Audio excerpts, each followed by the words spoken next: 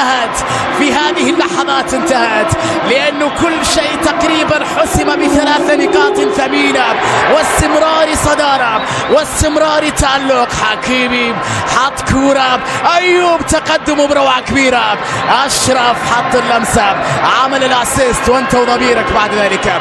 تحرك رائع أيضا من جانب أيوب، ونهاية لهذه اللقطة، لهذه الفرصة. تقريبا حسم كل شيء في أقل من 25 دقيقة. كعبي تحرك المهاجم الهداف ونظرة إلى المرمى.